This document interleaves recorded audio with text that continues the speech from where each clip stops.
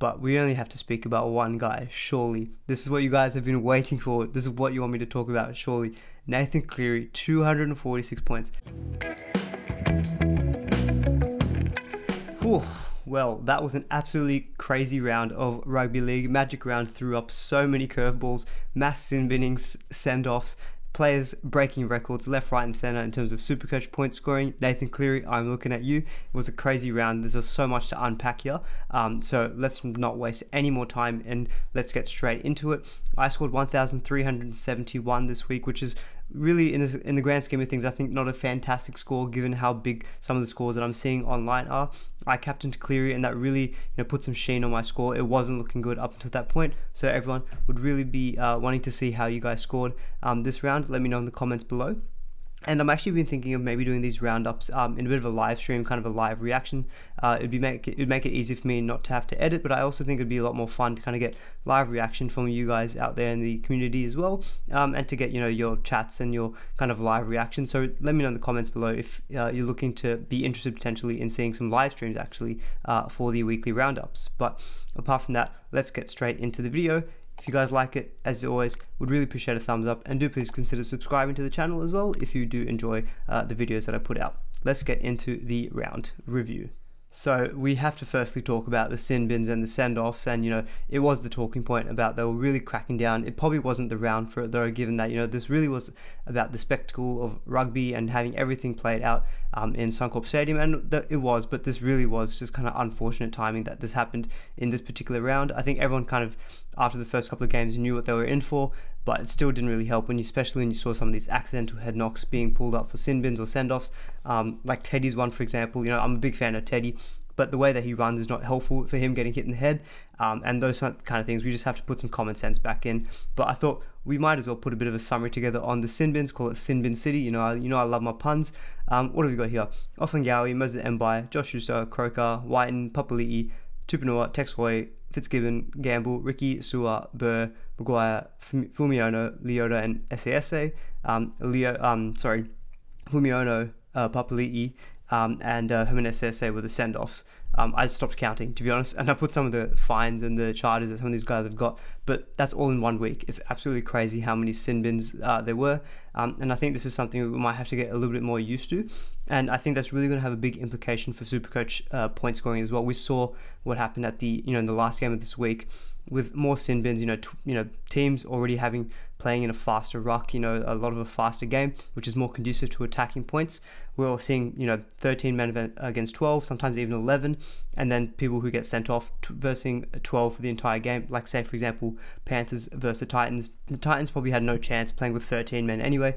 Just taking a player off for the rest of the game really just hurt them, and that just allowed the Panthers to roll right through them. So I think these monster scores of, like say, Nathan Cleary, which we'll get into when we discuss that game, I think these are becoming more and more common. We saw Turbo get 191, Pappenhausen 197. We're seeing absolutely massive scores this year, so I think this is something we're just going to have to get used to, which makes that captaincy decision really, really important. So I think we should be paying attention to this kind of stuff and how it's going to affect SuperCoach scoring. I think we should be expecting more and more of these big scores.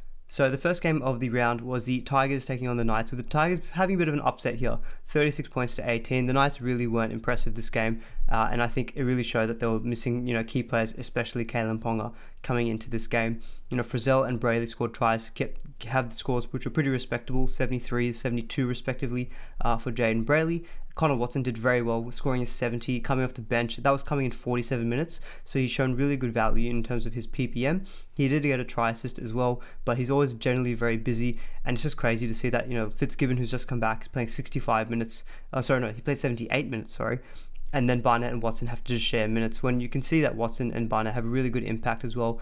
And it's really unfortunate, I guess, for SuperCoach points, but 70 points from Watson. I didn't play him this week, given he was coming off the bench, but a 70-point effort from him is really good. Bradman Best and Mitch Barnett, 54 and 53 respectively.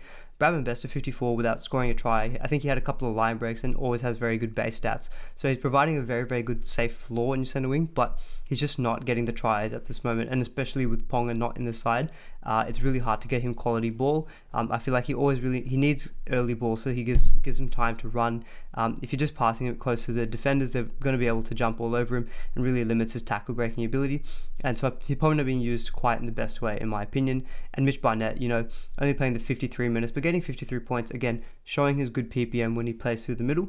So he's still an okay hold, but he wasn't goal kicking, which is what we thought, given that Ponga was out. It was Tex Hoy who got the goal kicking in this game. So 53, I mean, it's not ideal.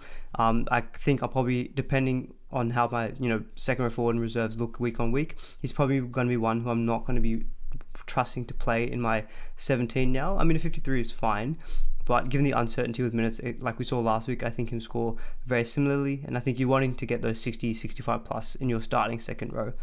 Apart from that, Dan Sweetie and David Clemmer, not a very good outing from the props, 47 and 45 points. And sorry, I should have mentioned that a lot of these points that I'm going to be mentioning in the video are pre-updates. Some have updated, so what I show here might not be what's actually final come lockout ending on Monday.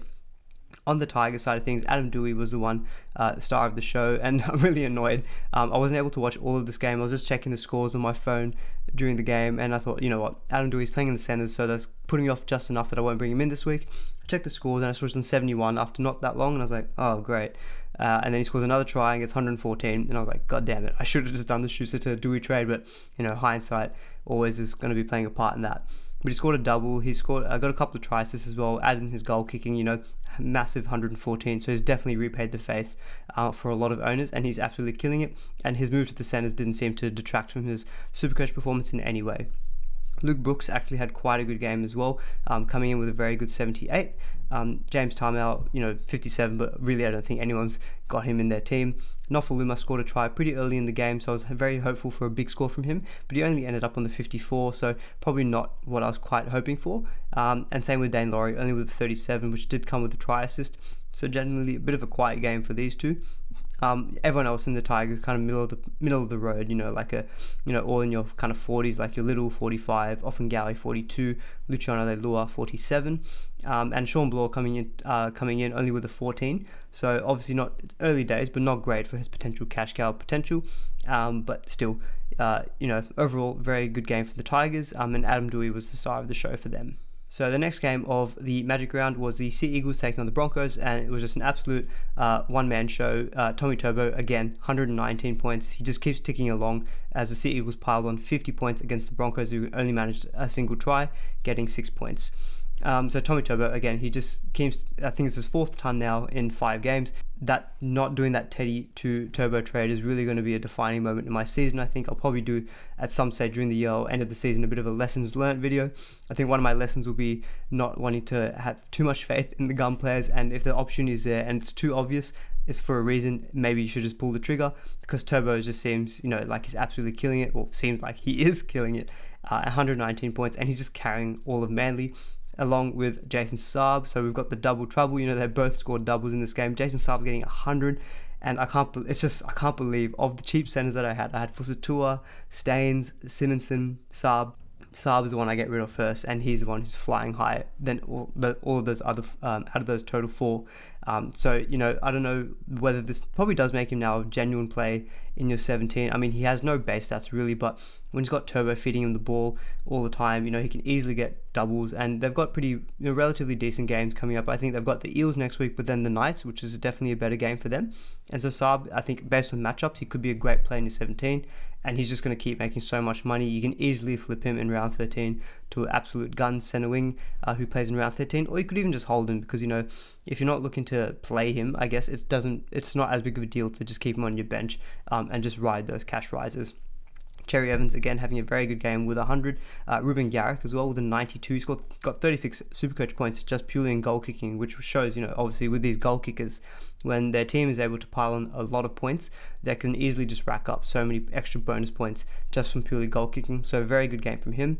Jake Dvorovich as well with a 77, that did include a try, and Josh Schuster with a 57. Obviously that included a late try at the end, but he did get that sin binning, which was unfortunate, so he only finished on 57, which is okay as a score, well below though his break even, so he will leak more cash, and he definitely looks like his base and his work rate overall is decreasing.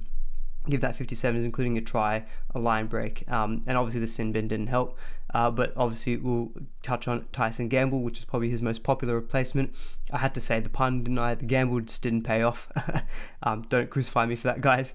Only 8 points, which did include a sin binning as well. It's very easy to say, oh yeah, in hindsight, you shouldn't have taken the risk and got him into your team, but you can't predict something like that, an 8-pointer, which is really disappointing. I guess it really is going to cap his potential cash growth moving forward, given that 8 is going to be now in his rolling average for a few weeks. But if you've done the move, there's really no point, I think, jumping off. You bought him for a reason, which was to make some money, have a number to play in the round 13 bye week. So I would just kind of sit in, not in your 17 obviously, but just hope that he's able to string together a few higher scores and just get his price moving in the right direction. But yeah, ideally that Schuster to Gamble trade just did not work for you this week, and it's just unfortunate. On the Broncos side of things, Jermaine Osako is definitely looking like the best investment if you are looking to get someone from the Broncos backline before, say, like a Tony Staggs comes back into the team, getting a 61, and yeah, definitely looking the best purchase of the backline.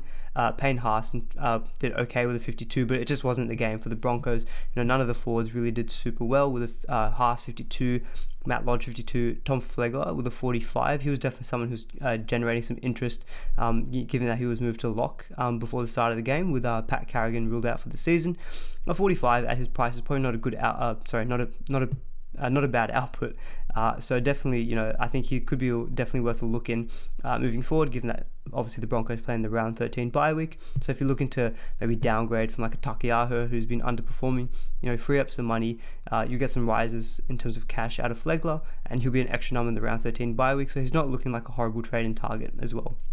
Tavita Pangai Jr. only with a 41. Again, it just wasn't really the game for the Broncos. They had 0 ball. Manly were just running all over them. And so, the lower score from him, it's understandable why. So I don't think there's too much concern. It's just unfortunate how that played out in terms of the SuperCoach points for like a Pangai and a Payne Haas as well. So the first game of Super Saturday was the Bulldogs taking on the Raiders, with the Bulldogs just losing this one out, 18 points to the Raiders 20. I actually watched bits and pieces of this game. I thought this game wasn't going to be one that was going to be too interesting, but obviously it proved to have quite a lot of talking points and generally was a very interesting watch. Obviously with the Raiders, their big concerns from them were Josh Papali'i, Jack Whiten and Josh Hodgson. Josh Hodgson wasn't sin bin or sent off in this game, but he will have some time off the field for being put in a report. Jack Whiten obviously sin bin, and Josh Papali'i was sent off. Big talking points, and I guess a good summation of what happened this week with all the the crackdown on headshots. In terms of SuperCoach output, really, Caleb Aikens was the best performer for the Raiders with an 81. Curtis Scott did pretty decent with a 72, and George Williams also had an early line break, and combined with his goal kicking, scored a 68. Corey Harawira as well, he's got the first try in the game, so he ended up with a 65, so he's definitely done decently enough for owners, and especially against his old team. I guess that whole factor of coming up against your old team, typically the players will want to do really well. Obviously Bailey Simpson's gone back to normal with a 16-pointer. I think that 80 something we saw last week was a complete outlier. Sincerely apologize to anyone who asked my advice and said, should I play Simonson or Saab? I was leaning towards Simonson purely on the matchup. I hope you guys ignored my advice, because obviously we saw Saab get 100 and Simonson did what he did. Ryan James with a 38, coming off the bench, really it seems like that's going to be his output moving forward. So he's definitely someone who's looking like a good sell if you've got the luxury of being able to have enough in the bank to upgrade him to a genuine gun. But he's definitely looking to lose some value as well. So he might just be someone who just sits on my bench, but I just don't play him. The minutes just aren't quite there for him to get good points.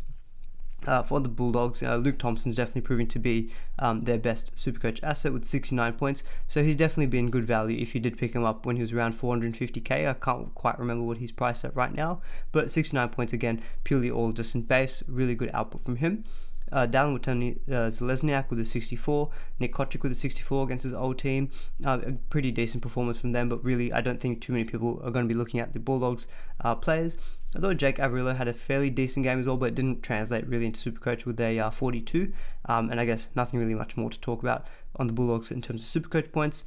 They were leading in this game, and especially with the send-off, I think they actually seemed to lose their heads and just forgot how they were playing to get to that position. So really unfortunate. I was kind of rooting for them given, they try their hearts out. They're just not quite good enough. But they just lost this game in the end to the Raiders. So the second game on Super Saturday was the Sharks taking on the Rabbitohs, with the Rabbitohs taking this one out 32 points to 22. The scoreline probably doesn't quite reflect, I think, how the closeness of the game. Rabbitohs definitely had early running, but the Sharks were really, really competitive and were able to come back into the mix. But a couple of late tries for the Rabbitohs sealed the deal in what was also a fairly interesting game as well. In terms of the best performers out of the Rabbitohs, we had Damien Cook scoring 88, which did include a try assist as well, so he's definitely had a bit of a bounce back game here.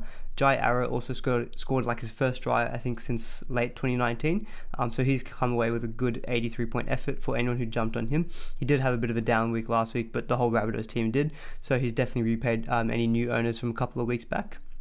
Cody Walker scored a double, but only a 71. I mean, I say only a 71. A 71 is still a very good score, but it shows really he needs those attacking stats. 2 tries and only getting a 71 doesn't quite have the base stats to really get his floor up above the 100, unless he gets a lot of try assists and things like that. But the Rabbitohs do get Latrell Mitchell back into their team next week, so I think him playing at number 6 is definitely going to be better for his SuperCoach performances moving forward compared to him being at fullback. I mean, he jokingly post-game said, he's had enough of running the ball back up from the dead ball line, so you can kind of see that's probably not really his game. He prefers to be in the number 6 position, so I think him moving back there will bode well for any owners. I'm not looking to buy him anytime soon, given that they don't play the round 13 bye week, but the Rabbitohs draw from round 15 I think is very, very nice.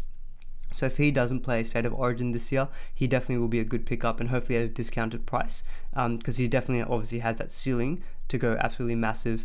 We saw that last season when he got 203 against the Chooks.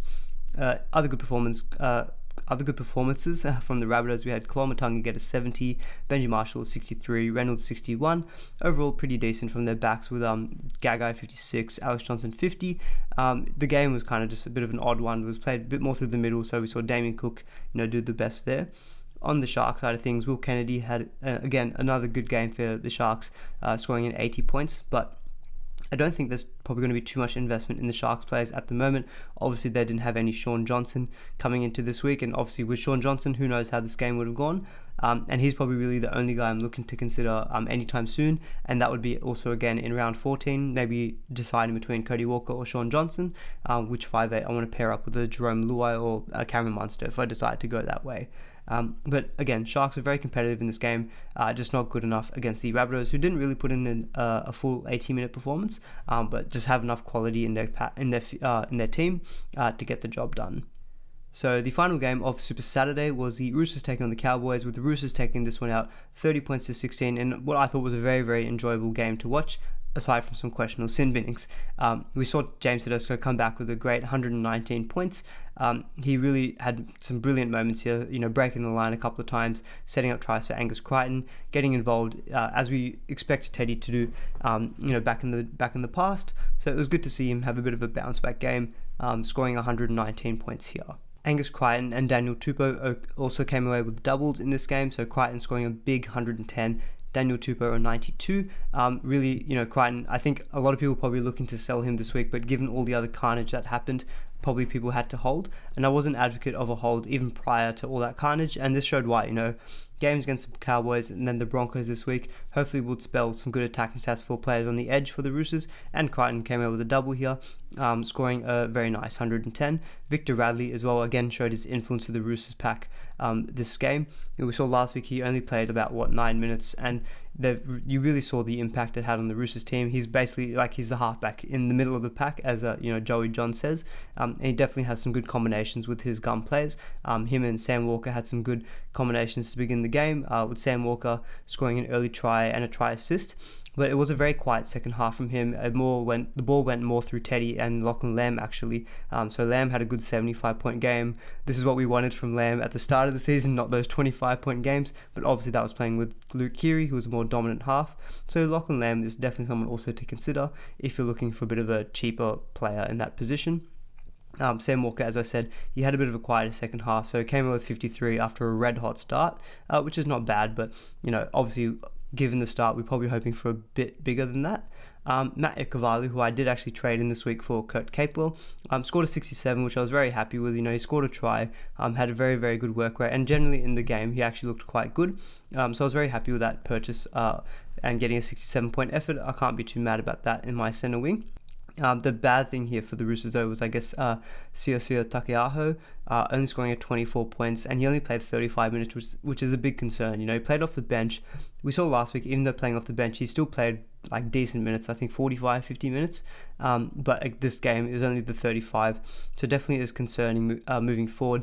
It definitely looks like he's obviously lost the goal kicking to Sam Walker, who's not the best goal kicker, but Adam Kieran, was able to take over when he was on the field. So definitely looks like Takiaho is not going to be the number one goal kicker of choice, and that was the main reason why people like myself had him to begin the season. That really was going to give him good upside. But given the fact that he's lost that, and he had quite a high break, he had a break in of about 60, so he's definitely going to be leaking cash. So I think I'm probably just going to continue to hold him. He might be a handy number in round 17, but given how much money he's lost, I might probably be looking to hold him. I've got other replacements like a Christian Welch and Tavita Pangai Jr. at the moment in my front row forward, who can cover for Takiaho. On the Cowboys side of things, Drinkwater had a double, so he came away with a good 105.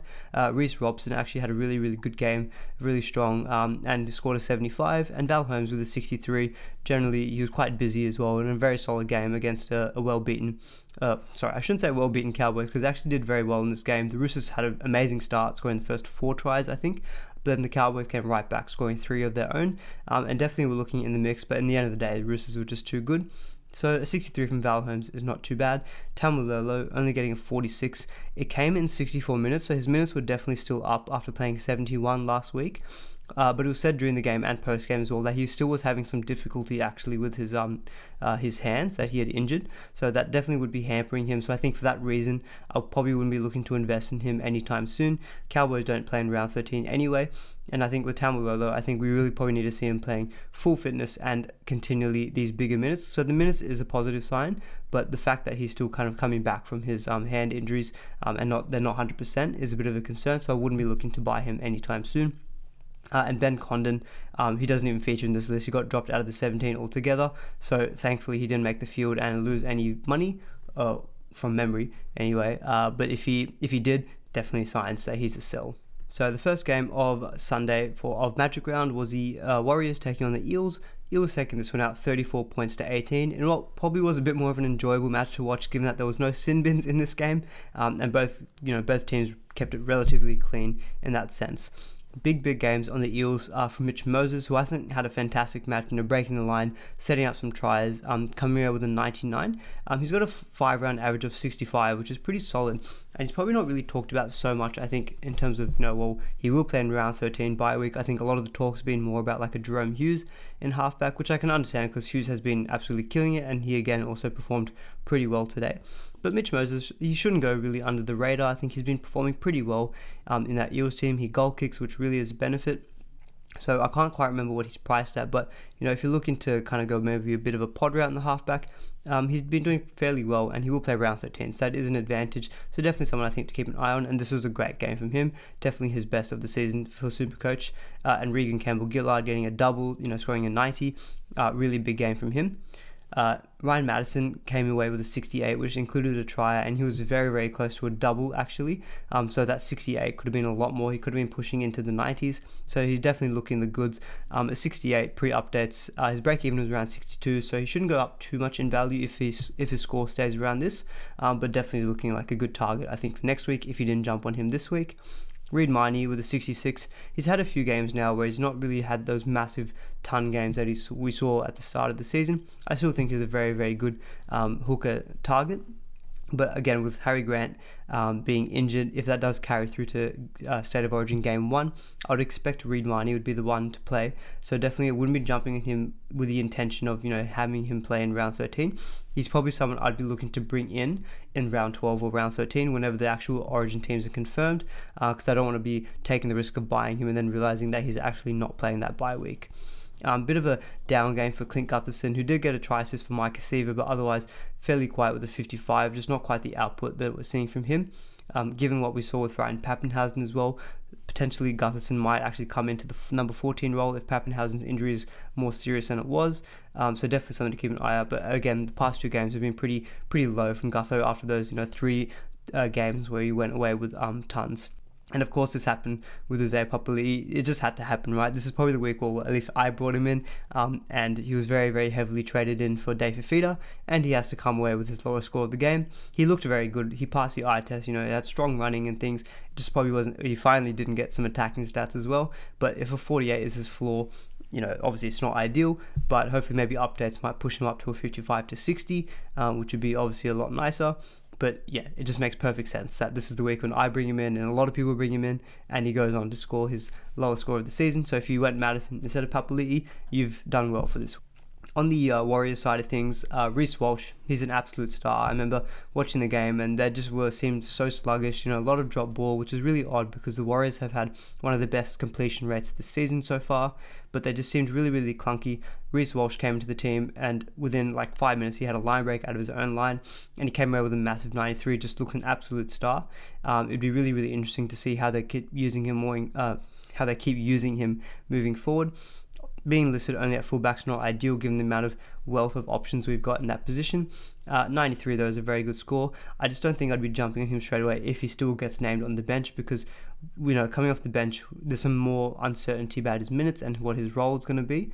And we very easily could see him get a 93 this week, but then he could go to like a 20, 30 next week coming off the bench. So that would put me off investing in him at fullback when I think you really want to be targeting like a Turbo, a Teddy, Papenhuyzen if he comes out all good, and maybe a Gutherson, although he hasn't been doing so well in the past couple of games. Tohu Harris and Josh Curran ticking along very nicely. Harris with a 64, Curran with a 61. That did include a try. Definitely some concerns over Josh Curran though, because he did look like he had done something to his elbow. I think the early word is that if it's not too serious, it could just be the 1 to 4 weeks actually though. If it's any more serious than that, it could be a 4 to 8 week injury. So definitely something to keep an eye on in the team list, and also just any word from the Warriors as well on his update on his injury, because he's been doing really well as a cash cow. Apart from that, really, no one else I think to touch on for the Warriors. I mean, Cody Nikorima, who's getting some interest in terms of being a 5'8 option or halfback. He scored a 57, so he's been doing okay. I just don't think I'd be going there when I've got Sam Walker and Nathan Cleary. So the second game on Sunday was the Melbourne Storm taking on the Dragons. Storm taking this one out very, very comfortably, 44 points to 18. The big story, obviously, from this game was Ryan Papenhuyzen being named in the team, and then very, very early on got that horrible shot from Terrell Fumiano. Horrible scenes as well. I was listening to this game on the radio driving back home. It just sounded like a really bad injury. Then I saw the replay of it and didn't look good. And the fact that he had to get stretched off on a Medicab, obviously not what you want to hear. But I think it seems like the word was that he was up in the dressing room afterwards, so he seems like it's okay. It was just a concussion. With the Storm though, obviously they're very, very cautious with their stars. We can see that they don't need Harry Grant, Cam Munster, Ryan Papenhuyzen to do extraordinarily well and put the sword to teams. So very easy we could see Papenhuyzen get rested, and then coming up to State of Origin, definitely someone to keep an eye on. But if he misses next week, I think he's probably a sell. That 22 in his rolling average as well is really going to tank his price. So he's definitely someone I'll probably be offloading, and it really sucks for guys who held on to him for the past 4 weeks. I think he obviously was looking like a fantastic point of difference option if you held him all this time with some nice games coming up. And we saw Nicho Hynes. He was starting at 5'8", but then he got moved back to fullback. We saw him get 159 points, and I'm sure owners were thinking, oh, if only that was Papenhuyzen, he probably could have done that, plus more with his goal kicking. So talking about Nicho Hynes, went absolutely huge here with 5 try assists. He had a fantastic game. Is looking like one of the best trade-ins if you went from Nicho Hynes as soon as Papenhuyzen got his injury. 159 points from Hynes was a fantastic game. He's looking like anyone who owns him is absolutely laughing, right? He's providing exceptional value, especially if you bought him at 296k. I don't think it's too late, depending on the extent of Papenhuyzen's injury. Depending on what his price also is come lockout, I don't think it's too late to buy him because he will play in round 13, and he's just looking at absolute quality.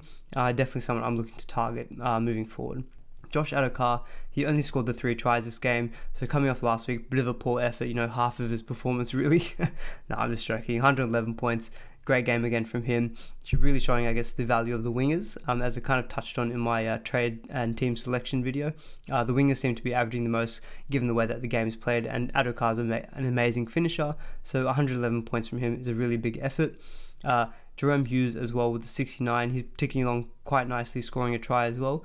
He's just very, very expensive. I think he's priced over 700k. So definitely, if you are looking to bring him in, I would hope for his price to go down just a little bit. But obviously, if you're moving on from, say, a Sam Walker, Sam Walker is obviously really, really expensive as it is. So it might not actually cost you that much money to go from a Sam Walker to Jahrome Hughes if you're looking for round 13 buy playing numbers. In terms of my own selection, I had Christian Welch in my team, who only ended up with a 43. So definitely looking like a trade out target for me with Origin coming up to a Ryan Madison. On the Dragon side of things, they also suffered a loss to their fullback with Dufty going off with a shoulder injury. He, based on what I was hearing on the radio, was laying on a couple of try assists and generally sounded very, very involved. I watched the replay of his try assist to Ravalawa.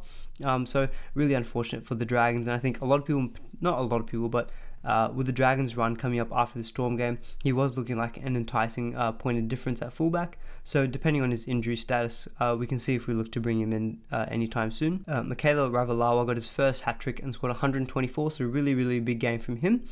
Josh Kerr also had a couple of line breaks, scoring at 76.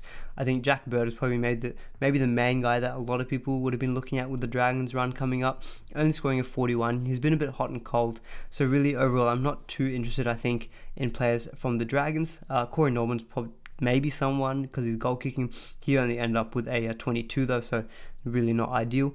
And I guess Terrell Fumiona with a -9. I mean, fingers crossed no one had the guts moves to be like, oh, I'm just going to captain Fumiona, because if you did, yeah, -18, not good. And obviously another big talking point was that he was sent off this game for that hit on Ryan Pappenhausen. So the final game of the round, Penrith Panthers taking on the Gold Coast Titans. Panthers took this one out 48 points to 12, but we only have to speak about one guy, surely. This is what you guys have been waiting for. This is what you want me to talk about, surely. Nathan Cleary, 246 points. Absolutely smashing, not even just beating, absolutely smashing the SuperCoach record that was set by Cody Walker last season when he scored 203. Cleary has gone 43 points clear of that, and the updates could go in his favour with some extra tackle breaks, etc. He could clear the 250 mark. I think he was the most highly captained player coming into this week, and he's done what Turbo did last week, just on a Sunday, absolutely turning around the fortunes for a lot of players like myself as well. It was looking absolutely dire coming into this game. I think it was on 824, and I had Jerome Luai, Brian To'o, and Captain Cleary left. I was like, please, can I just get to like 1,100 maybe? And Cleary just goes off like that, scoring a hat-trick. I think he had 5 line breaks, like 3 try assists. He was just on another level, and coming up against the Gold Coast Titans already, definitely a weaker opposition, especially without Dave Fifita. Throw in Herman SASA getting sent off. You know, the Titans really had no chance from that point on. Absolutely red hot Penrith Panthers taking on 12-man Titans. There was only one way this game was going to go, and Cleary was just absolutely the man of the moment. If you guys don't follow me on Twitter already, do check me out on that. I'll put a link for that below. Everyone was just going absolutely crazy, including me. It was really happy to see obviously your captain do really well, and I hope you guys also captain Cleary if you do have him in your team. This is actually the first time this season that I've captained him, so obviously what a time to do it. So it definitely shows, I guess, nailing the captaincy decision really can change around. I mean, I got 1371. Captaining Cleary, that's probably not a good score, given that I've seen people who did captain Cleary get like 1600 even. But yeah, really, really happy obviously with that output. Dylan Edwards had a very good game with an 85. James Fisher-Harris as well scored another try back-to-back games, scoring an 83. Liam Martin was someone I did touch on last week in my trade targets video. He did really well with an 81, also scoring a try. Charlie Staines with a 70, scoring a double. I didn't play Staines this week. You would not have been able to tell me coming into this round you should play Charlie Staines ahead of Brian To'o. I would have said that's crazy. But To'o with a 28 and Luai with a 27. It was just one of those games where the ball just didn't go to the left. The way that the game was being played out, the ball was just, Cleary was on fire, so the ball just kept going to the right-hand side. So it really is disappointing, I think. I did see a few people actually go for a bit of a punt and captain Brian To'o. really unfortunate, you know, with that. That's just really hard luck, and you can't expect a 28 out of Toto when he's so reliable for like a 60, 70. It was just all about Cleary this game, so I wouldn't read too much into those low scores from basically anyone who played on the left. We had Kikau 33, Toto 28, Luai 27, Matt Burton 13. So as you can see, the ball was just not going there. They just had to keep feeding the hot hand, which was Nathan Cleary, and the right edge, you know, Liam Martin, Crichton, Staines, all the guys who play on the right hand side. But yeah, absolutely fantastic, and Cleary is the man of the moment. We'll see what he finishes on post updates, but well and truly has beaten the SuperCoach record. For the Titans, Beau Filmer got a try and got an 87, and Tino Fasumala-Awi with a 53 was the next best performer. But the Titans were just simply outplayed, and without Fafita, really just didn't have any kind of impact in this game, and the Panthers were just able to roll them over. Well, that's it, guys. That is Magic Round done and dusted. Hope you guys enjoyed that roundup of, well, the roundup number 10 in the bin. You know, another pun for you guys, because I absolutely love my puns. Do let me know in the comments below what you guys scored for this week, and if you captain Nathan Cleary, we'd be really happy to see you guys, because I know that really does. It made me feel awesome having to see him absolutely go massive. But I would also be really interested to see in the comments what you guys feel about this whole sin bin send-off situation. I think the general consensus is that we do need to get these kind of head clashes out of the game, especially those kind of lazy arm ones. But these accidental ones are just absolutely jokes, in my opinion. But really would be interested to see in the comments below how you guys are finding this, you know, this crackdown, and yeah, just your general thoughts on that. Just want to see what everyone else thinks. But guys, if you enjoyed the video, would really appreciate a thumbs up. Do please consider subscribing to the channel as well if you haven't already, and also give me some feedback on that potential idea of doing these live in terms of like a live stream. Would really like your thoughts on that too. But until then, see you guys in the next video.